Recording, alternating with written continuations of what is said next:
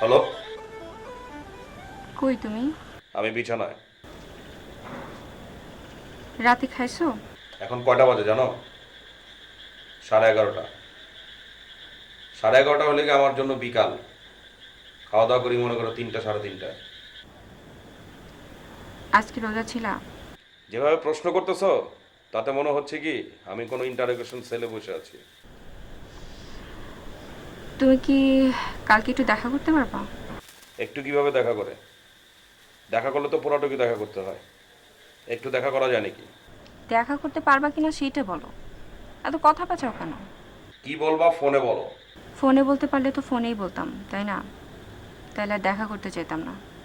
নিশ্চয়ই জরুরি কিছু। ও, তুমি বলবা, তা শুনে আমার কি রিয়াকশন হয় সেটা দেখতে চাও?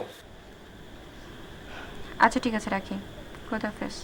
ওকে, কালকে একটু দেখা হবে বিকালবেলা। কি ব্যাপার, চুপচাপ বয়ে রইছো? উদয় ডাকছো কেন? আমার কিন্তু বিয়ে ঠিক হচ্ছে। ভালো তো। বিয়ে ঠিক হচ্ছে মানে বুঝো? আব্বা আম্মাও রাজি, মামারাও রাজি। বাবা মা আত্মীয় স্বজনের অমতে বিয়ে করাটা ঠিক না। ছেলে কি করে? ইঞ্জিনিয়ার। ইঞ্জিনিয়ার তো অনেক রকমই হয়। Mechanical engineer, technical engineer, electrical engineer, আবার ডিপ্লোমা ইঞ্জিনিয়ারও আছে। Civil engineer. খুব ভালো। বাইরেটারে গেলে খুব ভালো হবে, বিশেষ করে অস্ট্রেলিয়াতে গেলে বন্ধু বান্ধব বলে শুনছি।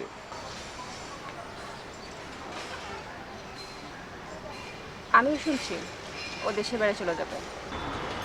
আমিও যাবো ওর সাথে। খুব ভালো হবে। হাজবেন্ডের সাথে যাবা না তো কার সাথে যাবা? না, ওখানে গেলে কিন্তু 2-3 বছরে আর আসা যাবে না। না আসাটাই ভালো। এটা তো চারটিখানি কথা না, এখান থেকে এখানে না, অনেক টাকার ব্যাপার। ঘন ঘন আসাটা ঠিক হবে না। আমার হাজবেন্ড কিন্তু কনজারভেটিভ। ভালো তো, সব হাজবেন্ডই কনজারভেটিভ হওয়া ভালো। কনজারভেটিভ মানে বুঝো? আমার কিন্তু কোনো বন্ধু বান্ধবও থাকবে না। এরপরে কোনো বন্ধু বান্ধব থাকাটাই ভালো না। হাজবেন্ডই সবচেয়ে বড় বন্ধু।